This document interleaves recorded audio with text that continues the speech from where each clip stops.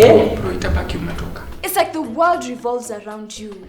But me, oh no, Tasha, siko ready, excuses all the time. When mse sahi una roll, uko top level hapa mse. So niongeze ka confidence. Ongeza confidence, enda pale, cheza kama wewe. Who's your zazi? So niulize swali gani? Yam your zazi. Why would you work so hard to get 70,000 a month? Has money become a problem for you nowadays? See, that's what happens when you date broke guys. Ndio sababu nilihama huku ghetto. I'll handle this myself. You think you can box him like some kind of big dog? Bring it. Woof. Ow, ow, ow! Ow, ow, ow! Ow, ow! Living in a top house.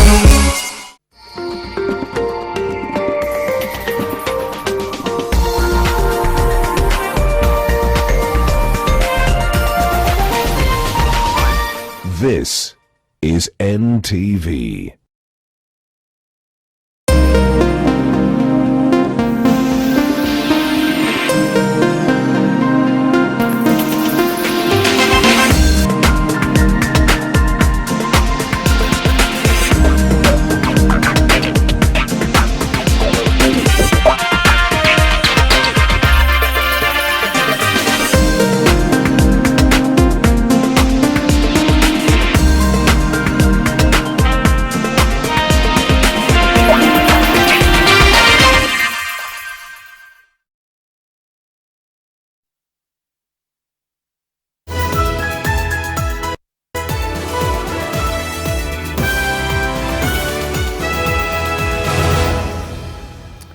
It is exactly 1 week since the first case of the coronavirus was confirmed in the country, and even though the number of positive cases have remained at 7, the government is not leaving anything to chance in a bid to control a possible further spread of the virus in the country. Hello and welcome to NTV Weekend Edition this Friday, the 20th day of March 2020. I trust you've been keeping well in self-isolation and quarantine from wherever it is you are. Thank you so much for making time for us tonight.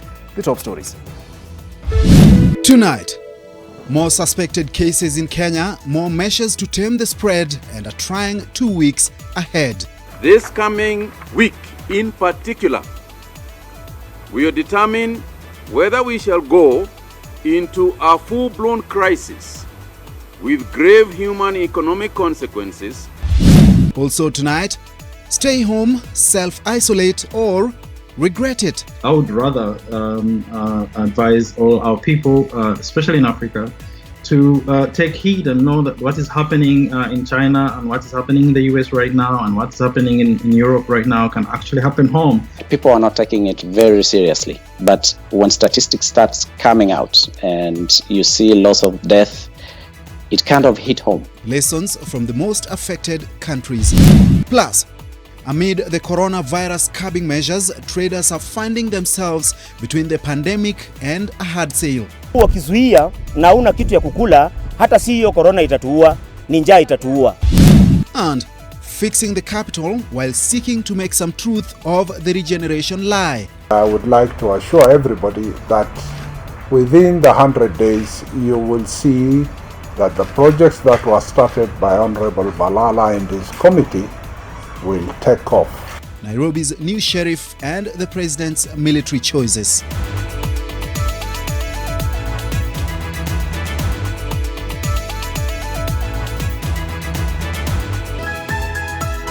This is Weekend Edition with Edmund Nyabola. Welcome to the broadcast tonight. Our sign language interpreter is Flora Atieno, and we begin with some positive news. And for the second day in a row, no new cases of the coronavirus have been reported in the country. Although 3 new patients exhibiting symptoms are being held at the Mbagathi Isolation Center awaiting test results, the government says most suspected cases have tested negative. 4 individuals who came into contact with a positive patient have been tested. 1 returned a negative result and was discharged, and directed to self-quarantine, while the remaining 3, I should say, are awaiting test results. 7 other new suspected cases are also being monitored. In Kilifi County, security personnel detained a male adult who is said to have disregarded a directive to self-quarantine amid fears that he exhibited the symptoms. The Ministry of Health reports that 44 contacts have been discharged from the Mbagathi Isolation Center after testing negative. The government is, however, scaling up preventive measures with a raft of new guidelines announced today. Setholale has them.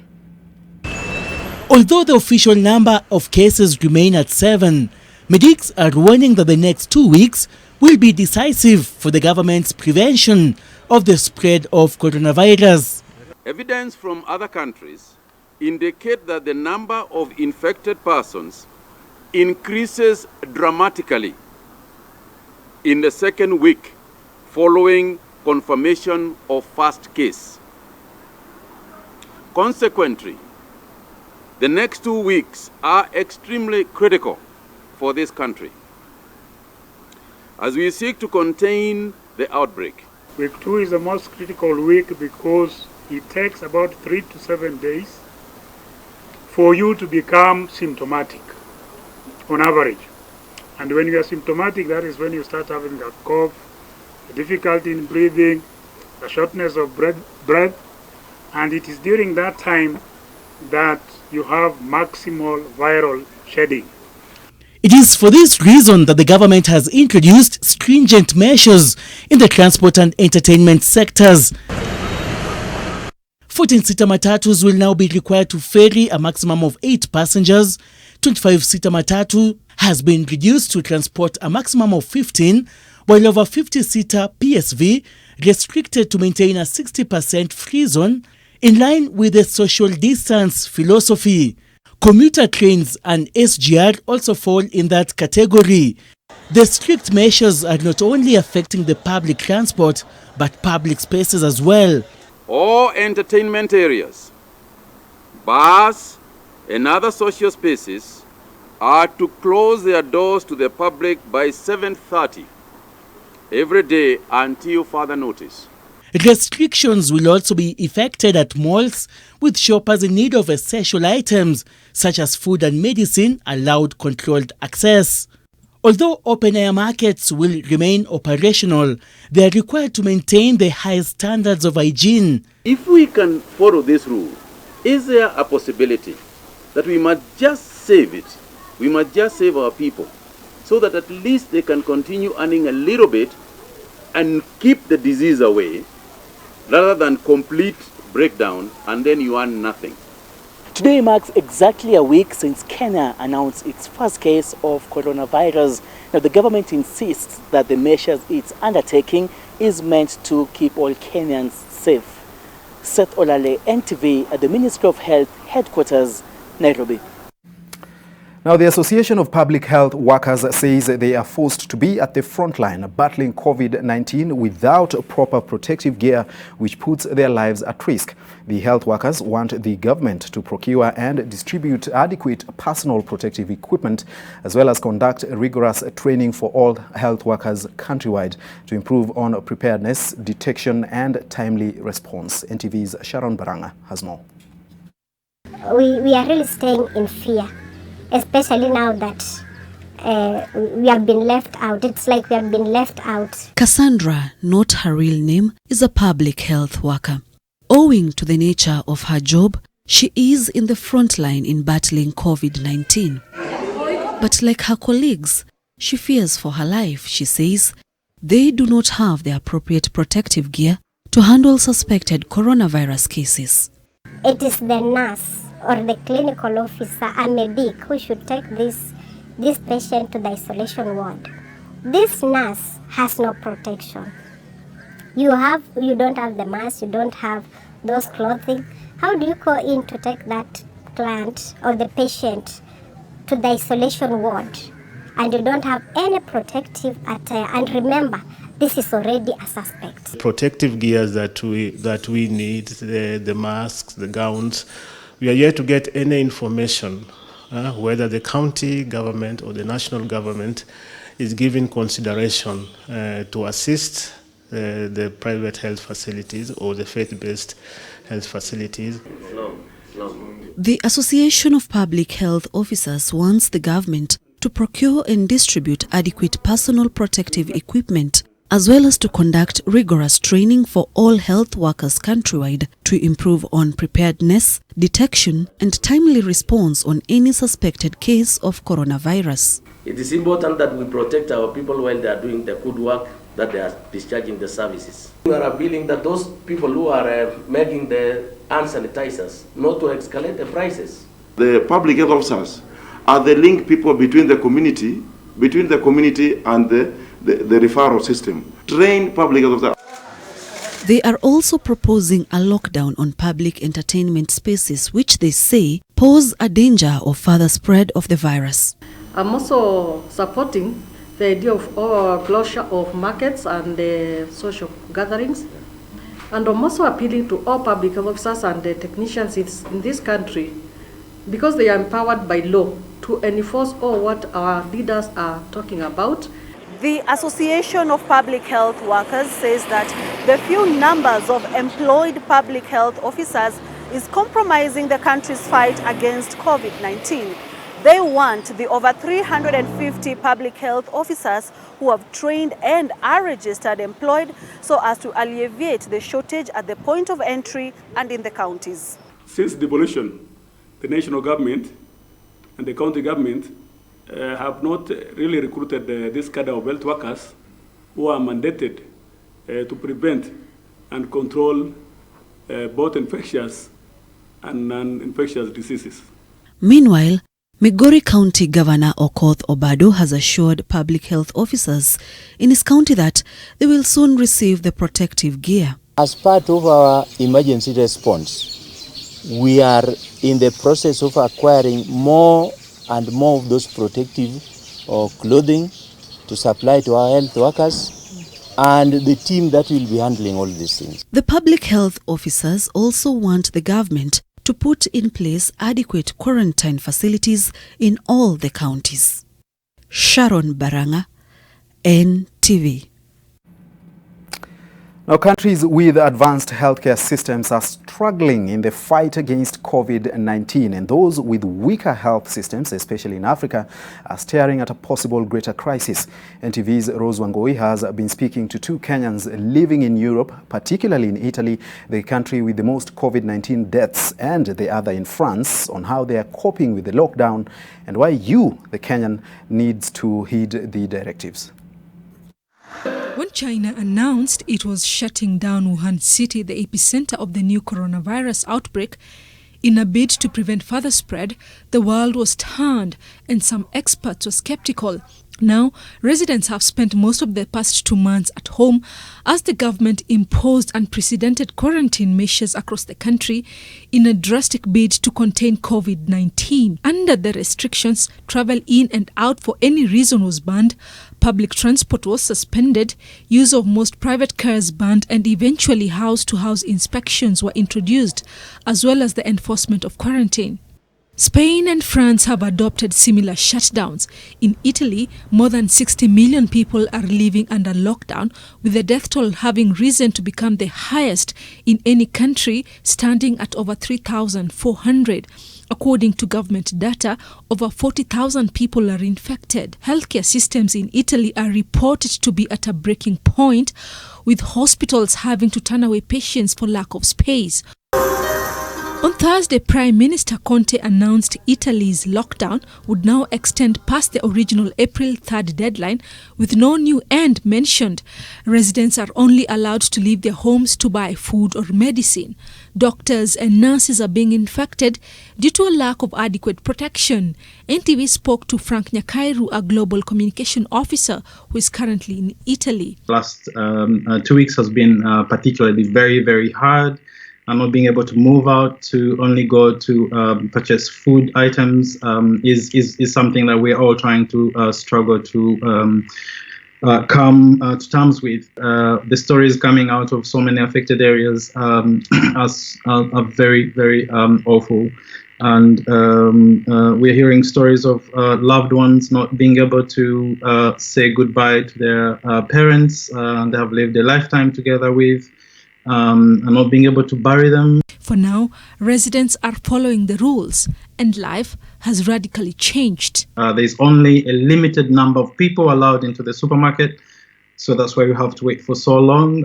You have to wear gloves, but that's not mandatory, but you also have to have a mask. France is likely to extend its 2-week lockdown to try to slow the coronavirus pandemic, as the country's interior minister blasted residents for ignoring the order to stay home. The first day of the national lockdown did not go according to plan. In some big cities, notably Paris, crowds were spotted in outdoor markets and parks across the country. On Monday, 1,200 new cases were detected in one day. France is scrambling to contain the outbreak that has killed over 700 and infected more than 10,000 people in the country. Enoch Mayo, a Kenyan entrepreneur and a trainer residing in Paris, spoke to NTV on how it feels to be in a city under lockdown.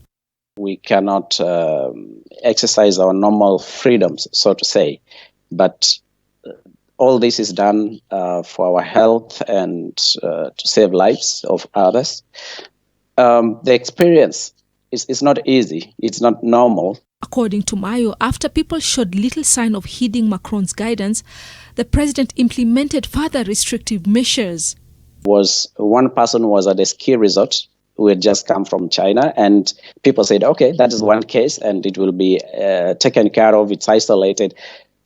But then this thing became more serious. As people move, so there's the virus. But when statistics starts coming out and you see loss of death, it kind of hit home. The virus now ravaging Europe has appeared in at least 27 out of 49 countries in sub-Saharan Africa. In most of them, the recorded cases are still in single figures and have come in from abroad, notably Europe, rather than emerging at home. The stakes are high for Africa because of the state of the health systems. The Chinese government's reaction to the crisis and approach will serve as a model for how African countries, many of which are underprepared for a crisis of this magnitude, can respond. As of March 19th, 33 African countries had reported more than 600 cases and 17 deaths. More than 40 people have recovered. Kenya and Uganda, where I come from, and other African countries need to really take these reports very seriously and act in advance.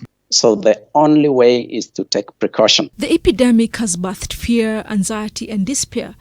But many are championing for utmost vigilance, adherence to government and expert rules, as well as keeping hope alive amid the storm. Rozongoi, NTV.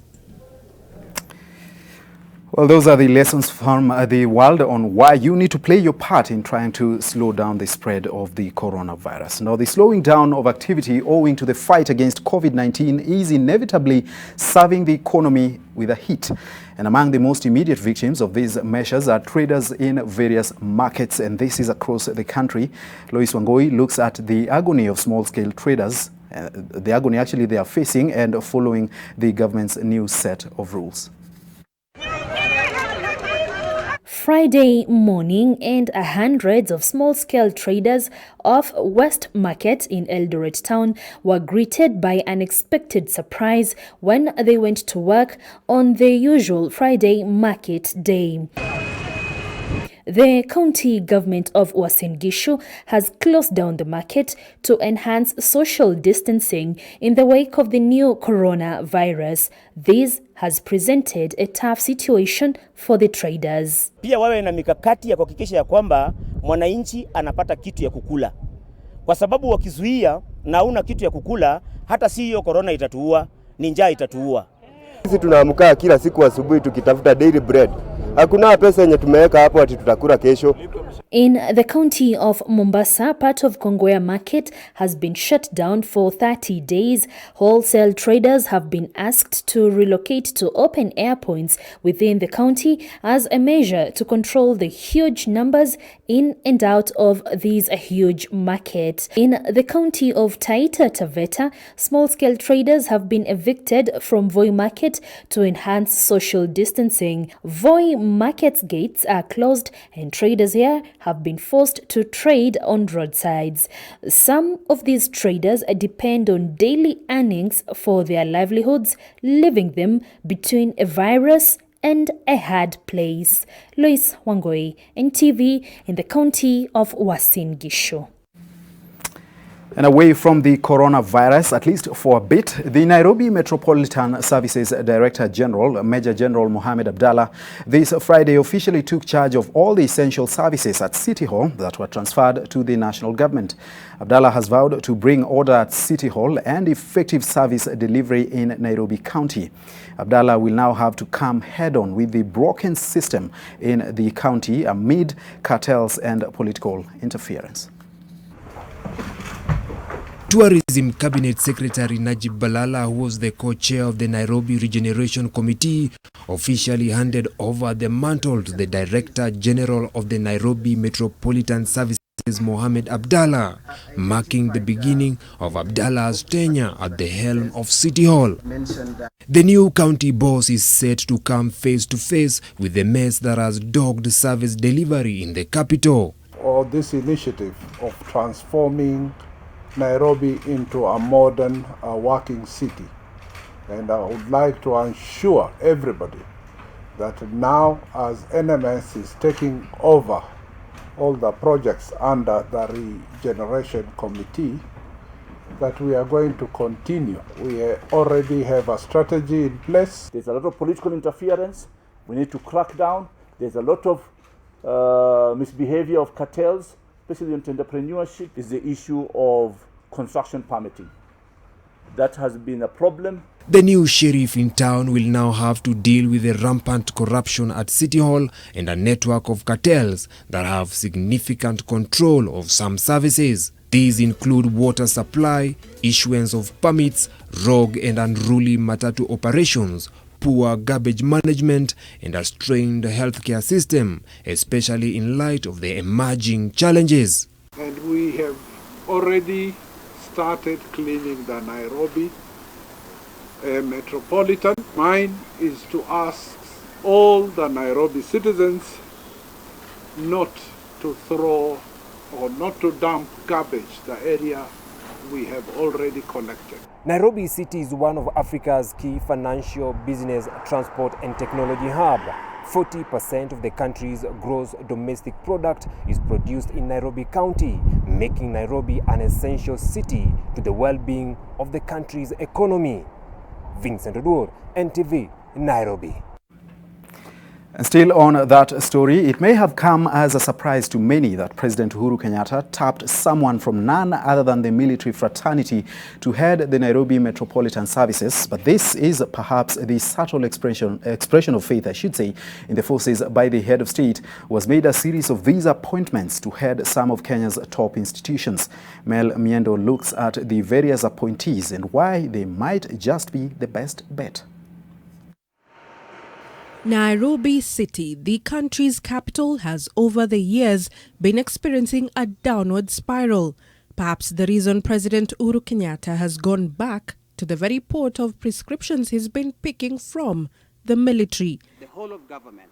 Major General Mohammed Abdallah Badi, appointed the head of Nairobi's Metropolitan Services, has been plucked from the Moi Air Base where he was a commandant.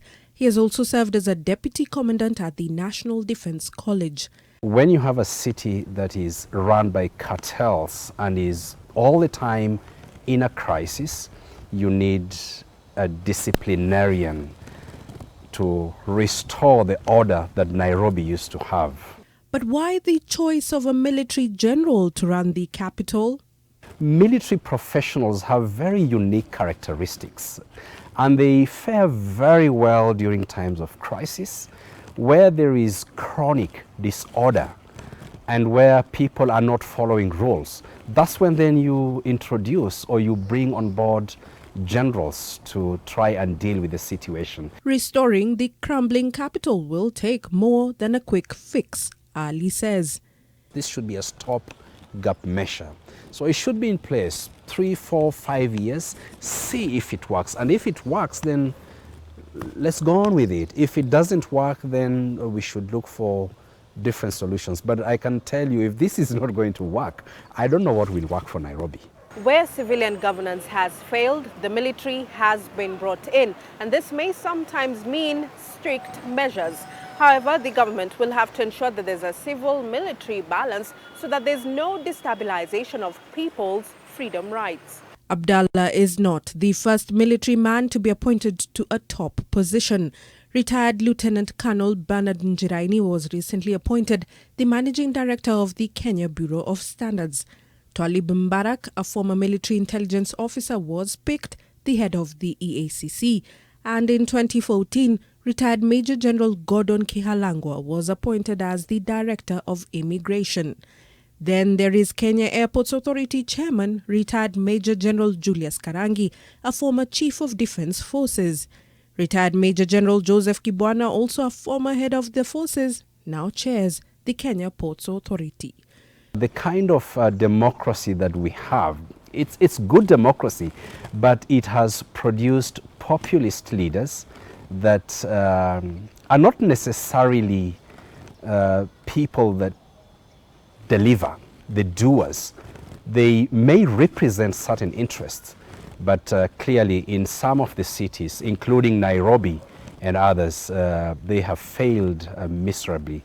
President Kenyatta has also been tapping from the intelligence services like KRA's Director General Githi Mburu, Hilary Mutyambai, the Inspector General of Police, and Nudin Haji, the Director of Public Prosecutions.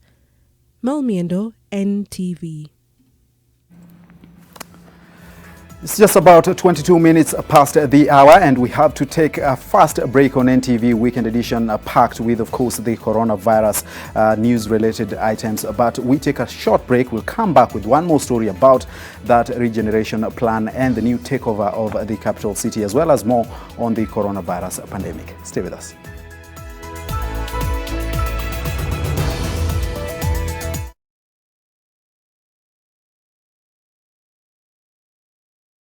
Nyaja wa Kenya, hii ni public service announcement kuhusu coronavirus. The Ministry of Health advises all returnees from abroad to self-quarantine for at least 14 days, whether they feel well or unwell. Wash your hands regularly following the 8 steps of hand washing. Wet hands with warm water, apply a small amount of soap, rub palms together, rub fingers and thumbs and the beads in between. Rub nails on palms, rub the back of each hand, rinse with clean running water, and dry thoroughly with a clean dry towel. Furthermore, it is advisable to cover your mouth and nose adequately when sneezing or coughing and immediately dispose of the tissue in a dustbin. Please do not use handkerchiefs if you can avoid it. If disposable tissue is unavailable, cough into your elbow. Try and avoid close contact with anyone showing signs of respiratory illness, such as coughing or sneezing. Before you share any coronavirus information on social media, please verify it with Ministry of Health to avoid panic and alarm among your fellow Kenyans. Birthday party! Birthday party! Birthday party! Birthday party! Are we not invited? We have gifts! Malaria! Mommy! Pest! Run! Or die! Party! Compared to an ordinary spray, Mortein Doom Power Guard kills disease-causing pests instantly. Mortein Doom Power Guard. For a better tomorrow, don't forget to do the 1, 2, 3 with Colgate every night.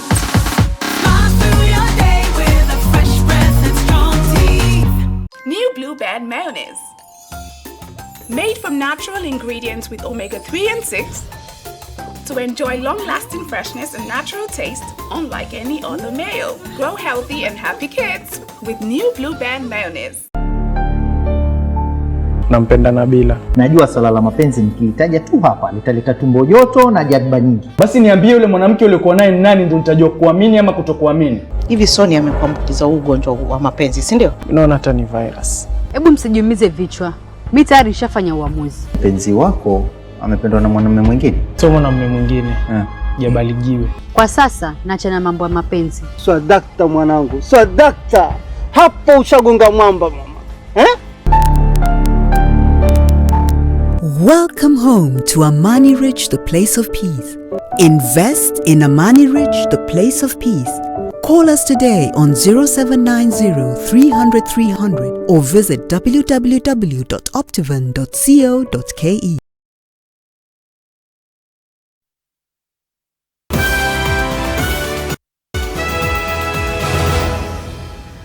Welcome back to the broadcast, and it's Friday, and prayers at the mosques around the country were a bit different today, coming a week after the first case of the coronavirus being confirmed in the country. While the main mosque in Nairobi suspended gathering of Muslim faithful for prayers, others in Isili and Mombasa congregated as usual to observe prayers seeking divine intervention at a time of a global pandemic. Halima Gongo has more. It is the biggest mosque in Kenya, and for the first time, Muslims did not get a chance to congregate for the Friday prayers as usual in Jamia. Jamia mosque gates are closed. They will remain closed for an indefinite period. The decision to suspend Friday prayers at the mosque was arrived at after consultation with the Council of Scholars, Kenya Muslim Medical Professionals, and the Jamia Mosque Committee. Uislamu wenyewe, amri ya Nabii Muhammad sallallahu alaihi wasallam aliyosema miaka hiyo ni kwamba ikiwa kuna ugonjwa mahala, ugonjwa wa kuambukizana, ugonjwa mbaya, aliyoko ndani ya mji ule asitoke na aliyoko nje asiingie. Hii kanuni, hii sheria hii ya Nabii Muhammad leo imefuatwa na ulimwengu mzima. Worshippers are advised to pray at home.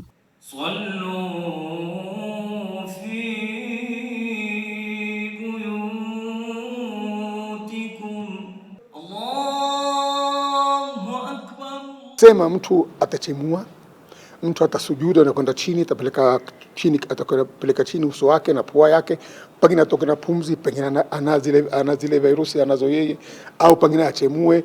Sasa pale unaposujudu wewe, akija mwenzako akisujudu pale, ashapata.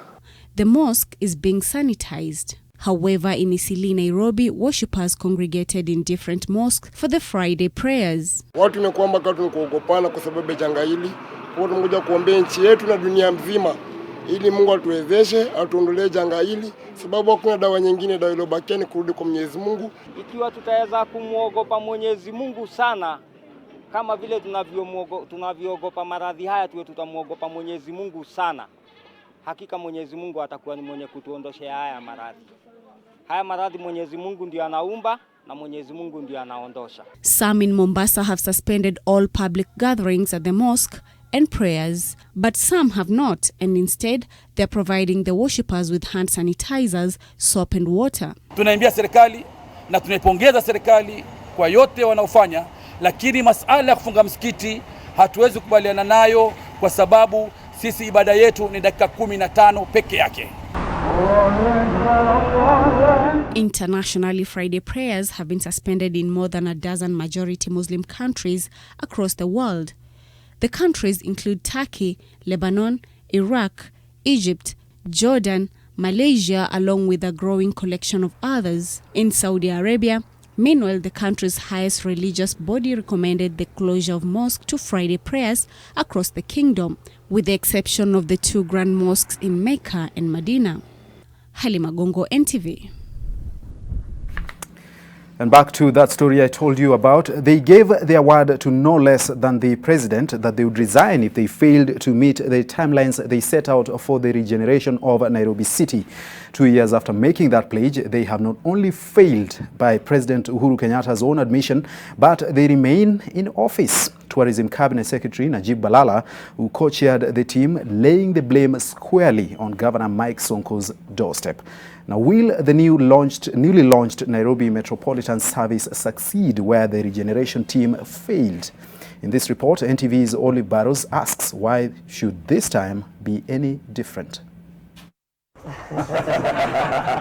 The new Mr. Fix-It, Major General Mohammed Abdallah Badi, the Director General of the newly commissioned Office of Nairobi Metropolitan Services, now charged with the repair of the capital city, entrusted with the unenviable duty of seeing Nairobi live up to its name as the green city in the sun. We had a governor, we've had another one.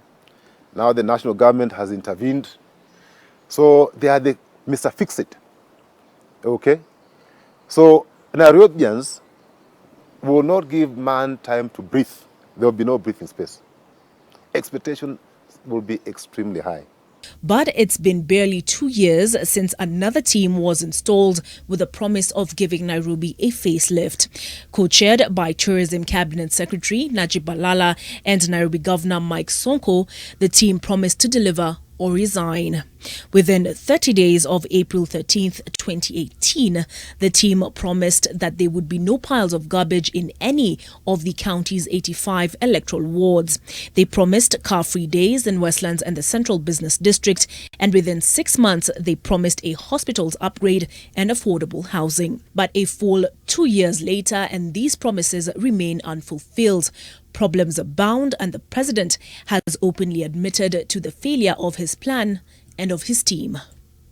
Unfortunately, the creation of the Nairobi Regeneration Committee proved to be an inadequate measure, as it was incapable of effectively taking charge and directing the changes that needed to be implemented.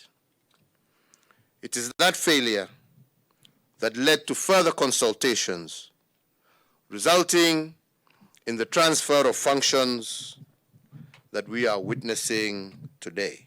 In his admission, the president made no mention of the prior commitment to have the failed team resign from office. CS Balala, who would be out of a job based on the 2018 State House pronouncement, blames an incompetent co-chair, Mike Sonko, for their failure. The weaknesses that was there in the Nairobi regeneration was the legal framework. And then how do you hold officers of the counties accountable? That was a challenge. And then the destabilization of the structures, particularly EEC, who we use. I think we worked with you in road, you moved to health. We worked with him in health, he was moved to roads. So there was a whole confusion. There was a suspension of a few others. I think almost 5 other CECs were suspended at one time. So that was the biggest challenge.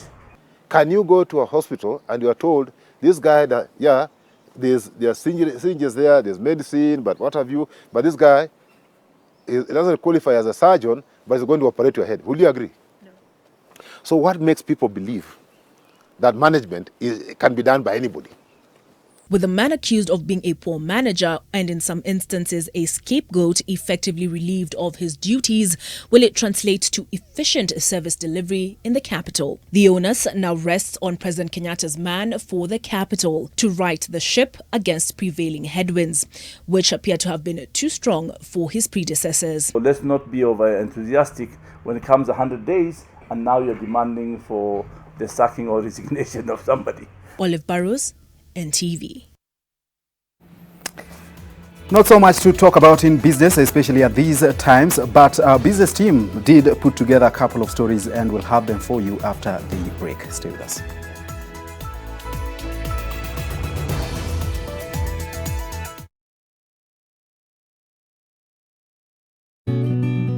I help women find independence by training them in fish farming. It's tough on my back, joints, and can cause headaches.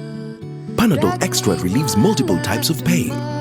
Panadol Extra, now with new Optizorb technology to fight multiple tough pains with 3 times more pain-relieving medicine in the first 30 minutes when you need it most. Seeing them support themselves makes any pain worth it. If symptoms persist, seek medical advice. For a better tomorrow, don't forget to do the 1, 2, 3 with Colgate every night.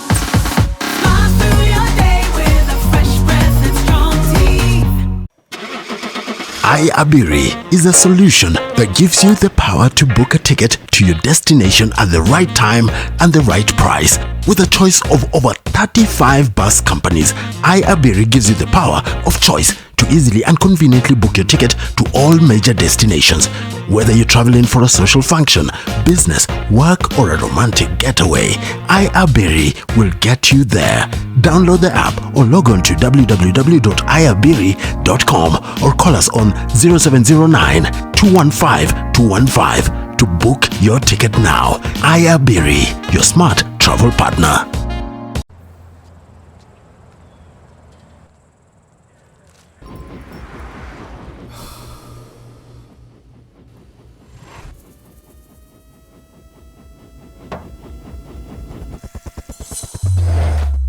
One, two, three, get it.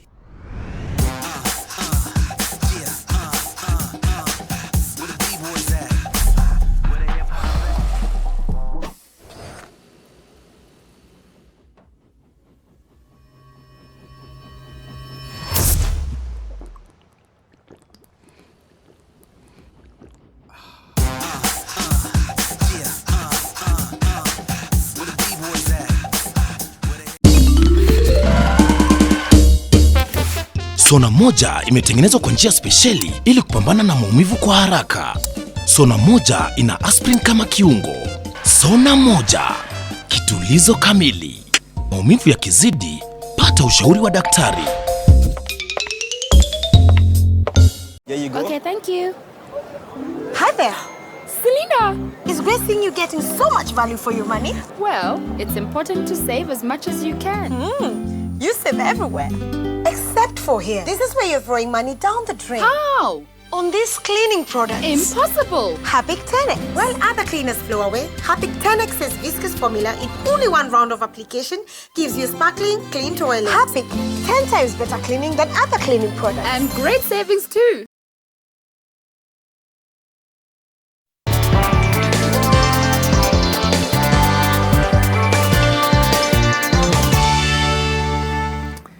Welcome to NTV Business. Now, Kenya made 142.72 billion shillings from its horticultural exports in 2019, a drop from the 153.68 billion shillings earned in the financial year ended 2018. A report from the Agriculture and Food Authority indicates that in the same year, the volume of flowers, fruit and vegetables produced was slightly less than the volumes produced in 2018, and that flowers are still the giants of the industry, accounting for some 73% of the total value. The industry has, however, suffered the impacts of the global coronavirus pandemic as many export markets close their borders. Earlier in the week, flowers were destroyed at an auction in Netherlands due to lack of buyers. As a result of the losses incurred, the flower industry in Kenya says it has been forced to send some 30,000 workers home.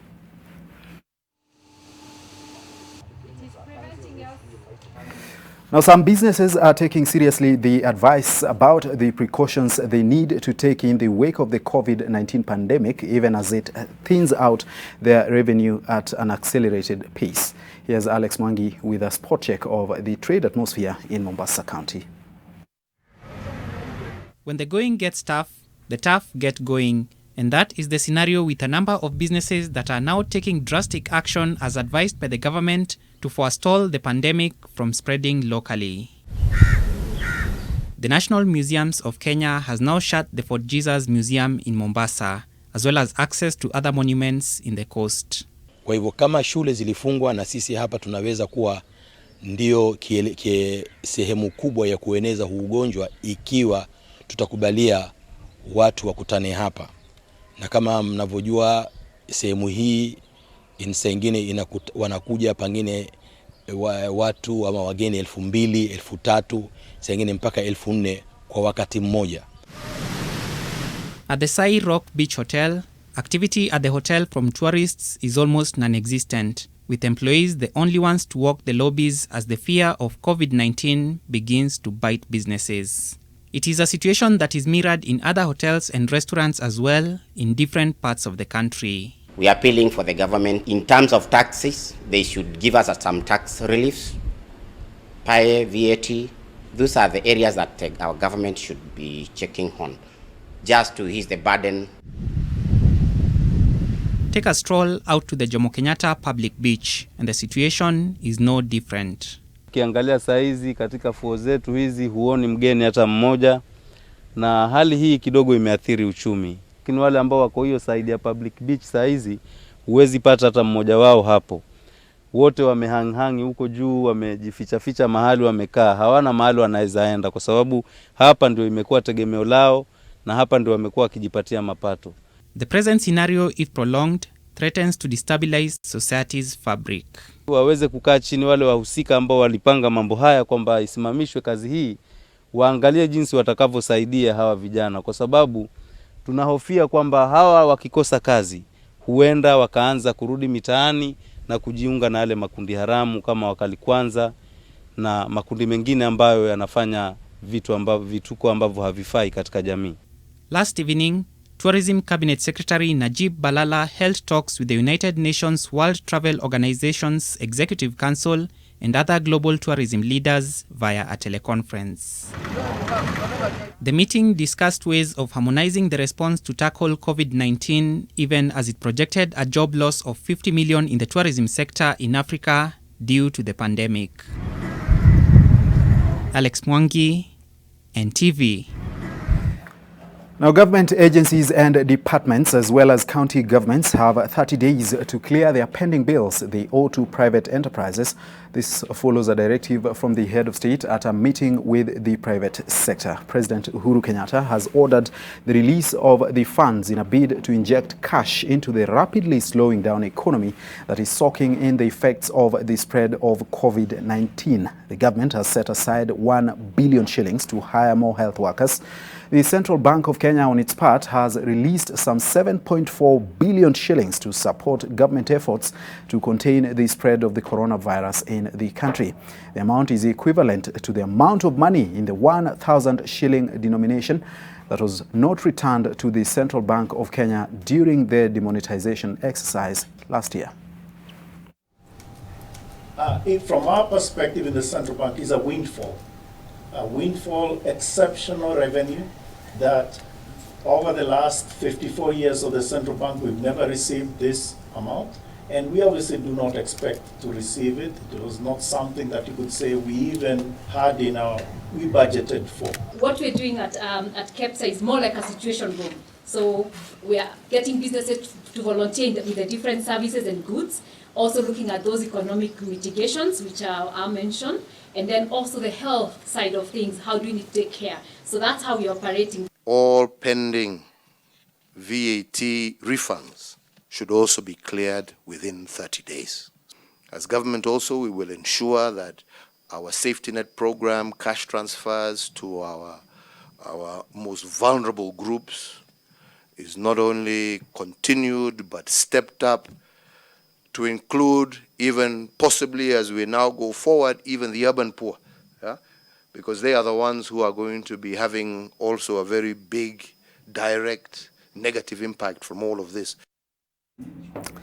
There is no cause for alarm over the COVID-19 pandemic. This is according to the Secretary General of KOTU, Francis Atwoli. He maintains that trade activity should go on as usual in the country to prevent an economic downturn. I want to advise Kenyans to stop drama about coronavirus.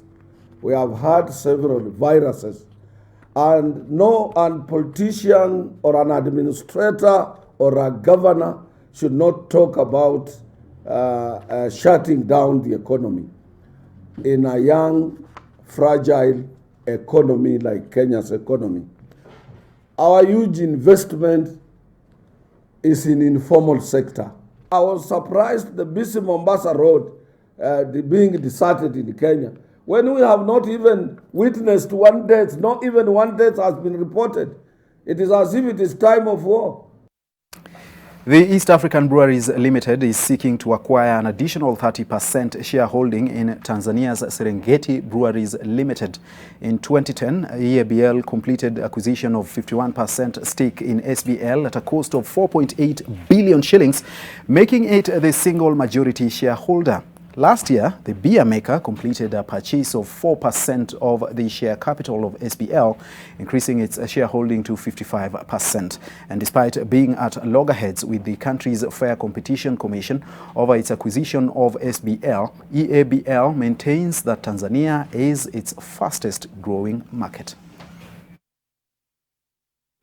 Now, Diamond Trust Bank has made a net profit of 6.8 billion shillings for 2019, 1.5% more than the 6.7 billion shillings it made the previous year.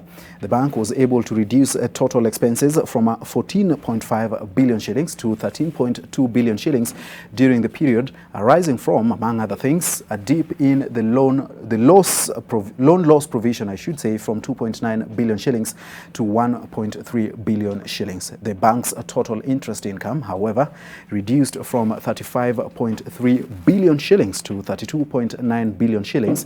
Directors of the bank have recommended a first and final dividend of 2 shillings and 70 cents for 2019. During the 12-month period, the bank grew its asset base to 386.2 billion shillings from 377.7 billion shillings.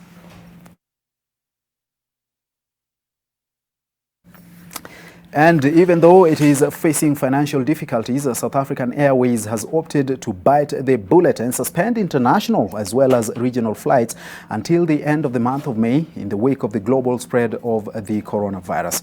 The move follows a government ban on travel aimed at stopping the transmission of the virus.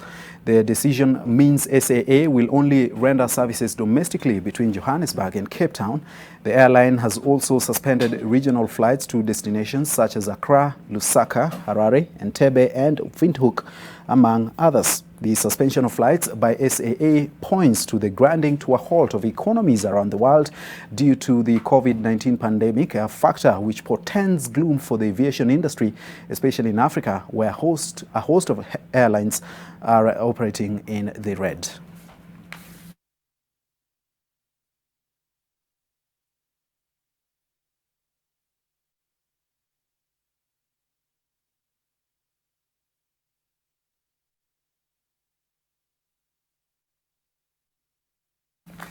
And it's now time for the financials.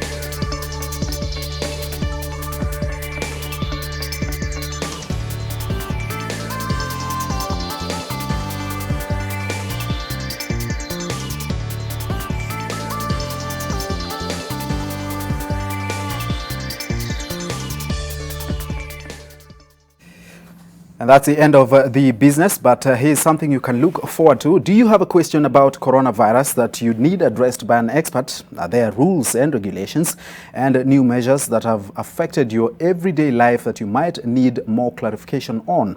Now, this Sunday, NTV Weekend Edition with Dennis Okari will host a panel of experts to address facts, fears, and myths that you might have on the virus. Here's all you need to do, by the way.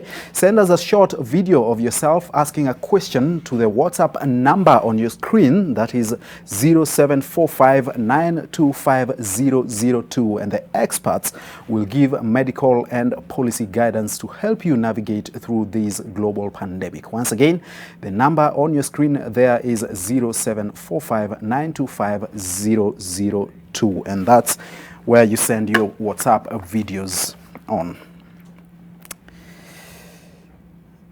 You might also take the opportunity to share videos of how you are coping up with the self-isolation and quarantine measures put in place by the government. We'll have a look at them as well and sample a couple of them. Let's take another short break on NTV Weekend Edition. We still have plenty more for you, including the sports.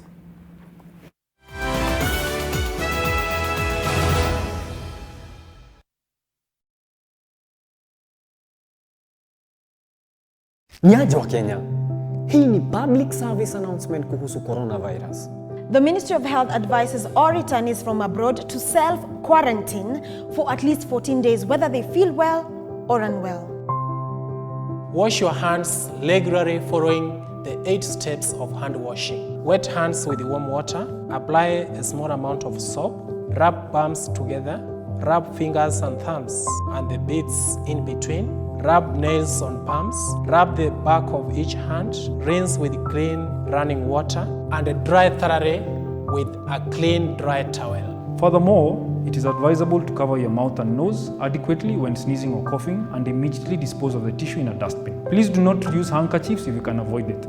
If disposable tissue is unavailable, cough into your elbow. Try and avoid close contact with anyone showing signs of respiratory illness, such as coughing or sneezing. Before you share any coronavirus information on social media, please verify it with Ministry of Health to avoid panic and alarm among your fellow Kenyans. New Blue Band peanut butter. Made with 100% pure peanuts and a good source of omega-6. Grow healthy and happy kids with new Blue Band peanut butter.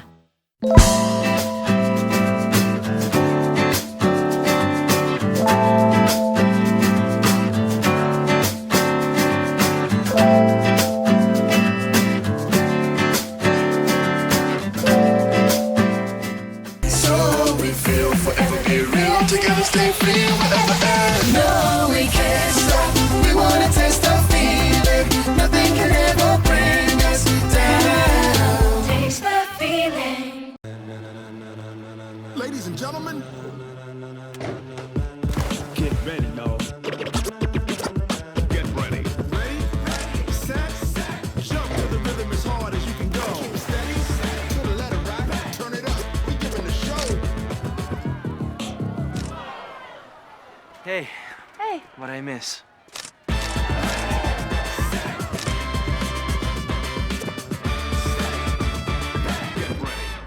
I am Carol and I've invested in the Alma by Saiton located in Roaka. Investing in the Alma was the best investment decision I made. I was one of the early investors and I have enjoyed up to 55% of the capital appreciation. If you are looking to earn above average returns, invest sharp in the Alma Phase 2 today. Phase 1 is 100% sold. Call to reserve your unit in Phase 2 today.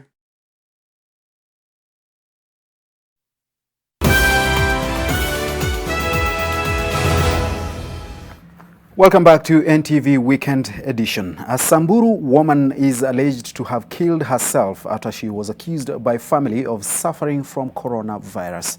According to officials, she was treated for high fever and tonsillitis. 3 patients in Kakamega County suspected to have COVID-19 have all tested negative. And in a bid to fight the spread of the virus, different counties have come up with measures to help in curbing the spread. Nuru Abdulaziz has more. Yes. Kakamega Governor Wycliffe Oparanya today released the results of 3 patients suspected to have the new coronavirus. According to the results, the 3 tested negative. Oparanya has called upon Kakamega residents to maintain basic hygiene. He has further announced the closure of open-air markets to minimize the spread of the disease. At the same time, another person has been isolated at the Kakamega Referral Hospital after presenting with symptoms associated with the virus. Murang'a County government is working on a plan to limit movement of people as a way to contain the spread of COVID-19. The county has launched locally manufactured sanitizers for free distribution to residents. Governor Mwangi wa Iria has expressed concerns on the increased number of passengers from Nairobi to rural area. Murang'a residents have moved to bars in neighboring counties after their locals were ordered shut. Marsabit County is experiencing a shortage of sanitizers while those available are too expensive for the residents. Marsabit Referral Hospital is among those affected by lack of sanitizers. However, it has reduced its patient visit times so as to avoid overcrowding, even as 19 beds have been set aside in a special ward to cater for any coronavirus patients. And Meru County Director of Public Health John Enanga has urged Meru farmers, packers, consumers and even loaders to observe high standards of hygiene while handling Meru. Given that the crop is eaten raw, high levels of hygiene have been called for so as to avoid the spread of the pandemic. Tharaka Nithi County on its part has banned all gatherings, encouraged people to work from home and maintain personal hygiene. Only referral and serious cases are to be taken to Chuka and Marimati General Hospitals. The county government of Kiambu has deployed officers in all markets to ensure the government's directive of washing hands is implemented. This has also been replicated at bus termini. Matatu Sacco's leaders sought to ensure that the vehicles were disinfected and passengers washed their hands before boarding the matatus. Police officers in Nakuru East have started a crackdown on matatus to ensure they abide by the government's directive of having sanitizers and avoiding passenger congestion. This operation is to prevent the spread of coronavirus in the country. Nuru Abdul Aziz, NTV. You're watching NTV Weekend Edition. I'll have the sports after this short break. Do stay with us.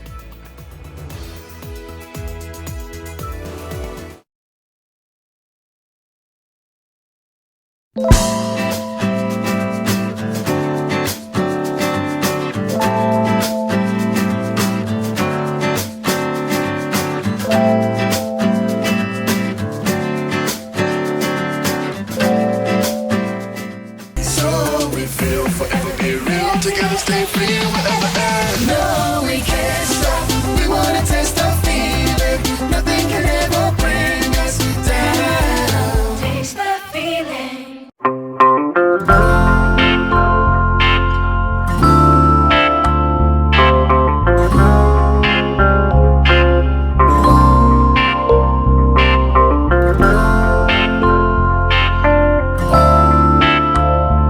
Molfix breathable surface developed with Airsoft technology is very soft and provides the best Molfix skincare. I've found the best diaper for my baby's sensitive skin. All babies deserve a high-quality diaper.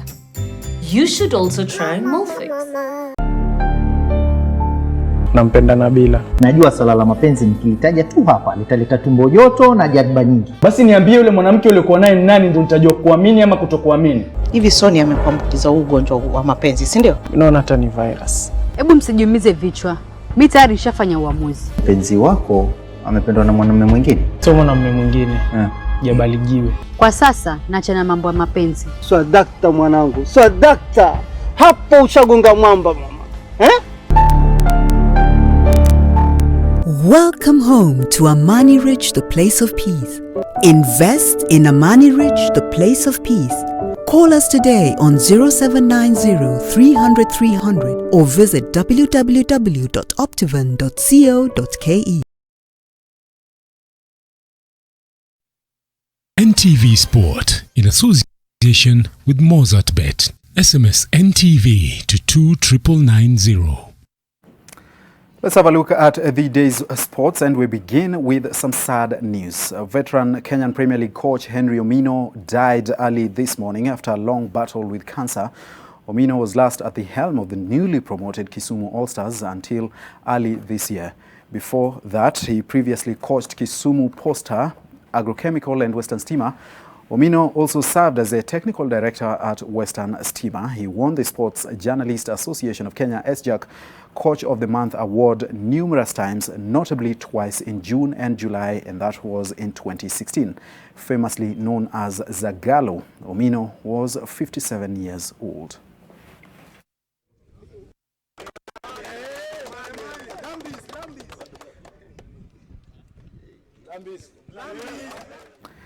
I remember covering him so many times while I was a sports journalist, and he was such a gifted coach, and may his soul rest in peace and grace to his family. Now, the Kenya Rugby Union has urged teams at club and school level to ensure that they use coaches who have attained the requisite World Rugby certification on safety of players. The statement by KRU comes in the wake of the death of Kenyan international and KCB RFC player Tony Onyango, who collapsed and died in his house after a training session. Onyango was buried today in Migori County. It also follows the death of Eliakim Oundo of Sigalame High School, who passed away after sustaining an injury during an inter-schools match in Busia County. While urging stakeholders to stop speculation on the cause of the two deaths, KRU has also maintained that there are guidelines on player medical rescreening before players take part in rugby activities.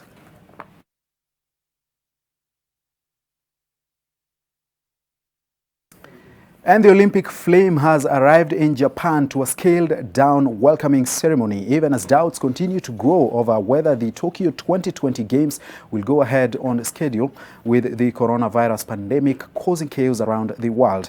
The Japanese Olympic Committee Executive Board member Kaori Yamaguchi, a former Olympic judoka, was the latest prominent figure to call for a postponement of the Games, citing the difficulties faced by athletes. With 4 months to go before the Olympics, qualifying events have been severely hampered. This as Olympics chief Thomas Bach admitted that different scenarios were under consideration. In close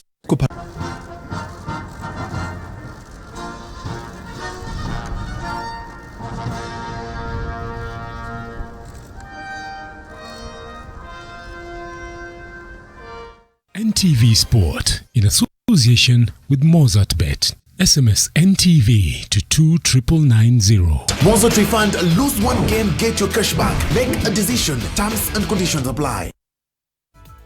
in close cooperation with the And that's all the sports we had for you on NTV Weekend Edition this Friday. Thank you so much for your time. We've actually come to the end of the broadcast. But before I leave, 2 things I need to remind you about. That WhatsApp message sending a number where you need to send us questions. Just record yourself asking a question on some of the concerns you might have about the global pandemic we are facing right now, and send them to us. The number once again is 0745 925 002. That's 0745 925 002. Also send us videos of how you're managing and coping up with the self-isolation and quarantine measures being put in place by government. On Saturday, tomorrow, we'll be talking to an economic expert to tell you how you can manage your meager resources at this time as well.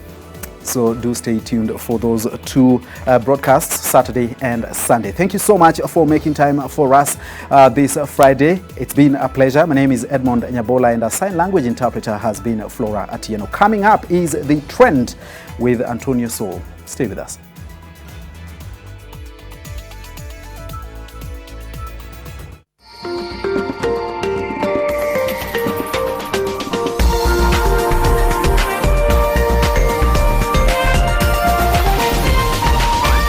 This is NTV.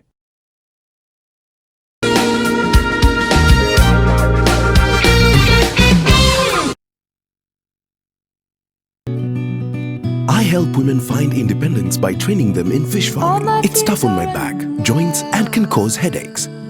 Panadol Extra relieves multiple types of pain. If symptoms persist, seek medical advice. Coronavirus COVID-19 is a respiratory virus spreading across the world. The infection is spread from droplets of coughing and sneezing of an infected person, touching or shaking hands, or being in contact with contaminated surfaces or objects with the virus. The signs and symptoms are fever, coughing, headache, body ache, difficulty in breathing. The disease can be prevented by regularly washing hands with soap and running water. Avoid close contact with people who have flu-like symptoms. Avoid handshake, hugs, and kissing. Also, protect yourself by covering your mouth or nose using a disposable tissue while coughing or sneezing. If you experience these symptoms and you had traveled or been in contact with a person from a country reporting COVID-19, you should isolate yourself for 14 days and seek immediate medical attention or report to the nearest health center. This message has been brought to you by the Government of Kenya and its partners. For accurate information on COVID-19, dial *719# or call 719. Follow us on Twitter at MOH_Kenya, at spokesperson GOK, at WHO. Ayo. Nipata juu ya drinks nina Dunda Smart. Na mbogi yangu yote tuna Dunda Smart. Tunaongezea maji tuki Dunda Smart. Katika na mayeng tuki Dunda Smart. Tunaminya masose, mabaga, mapizza, kanyama wote tuki Dunda Smart. Dunda Smart. Visit jointhepact.com and pledge to never drink and drive. A message from Kenya Breweries Limited. Mara gapi things are thick? Thika kama yeye penzi lenye mpaka kwa macho. Na wewe unamjuaje? I was his fiance. Cheka storo kibao na 200% storo bonus. Piga simu zaidi, tuma SMS au nunua bundles ufikishe target yako leo. Isitoshe, pata 50% extra airtime unapo top up na kupiga *544*2* amount #. Safaricom, for you. I help women find independence by training them in fish farming. It's tough on my back, joints, and can cause headaches. Panadol Extra relieves multiple types of pain. Panadol Extra, now with new Optizorb technology to fight multiple tough pains with 3 times more pain-relieving medicine in the first 30 minutes when you need it most. Seeing them support themselves makes any pain worth it. If symptoms persist, seek medical advice.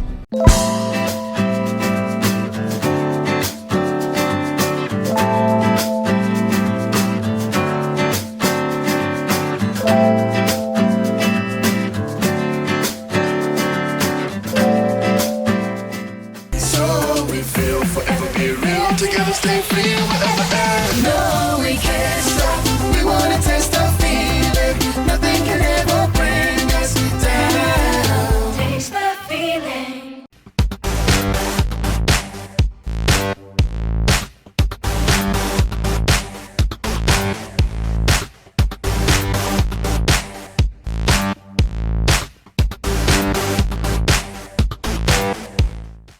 When you're facing stubborn stains, you're always in a fierce fight.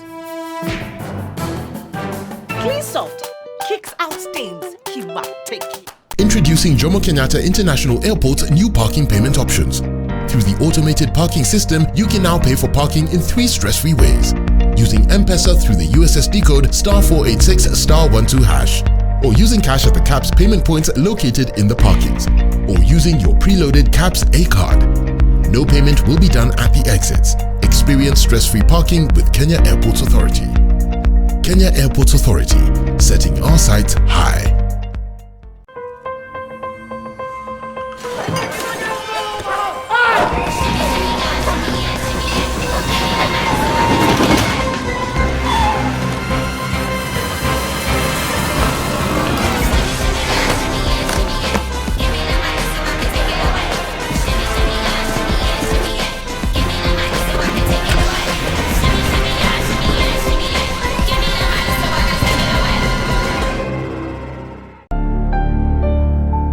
Nampenda Nabila. Najua swala la mapenzi nikilitaja tu hapa litaleta tumbo joto na jadba nyingi. Basi niambie yule mwanamke uliokuwa naye ni nani, ndio nitajua kuamini ama kutokuamini. Hivi Sonia amekuambukiza ugonjwa wa mapenzi, si ndio? Unaona hata ni virus. Hebu msijiumize vichwa.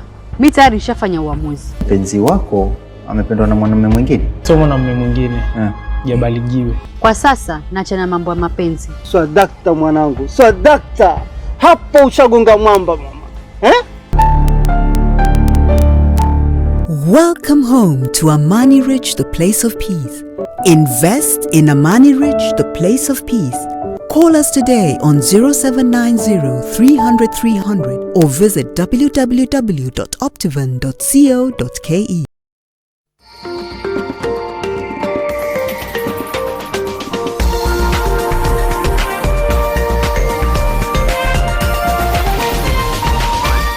This is NTV.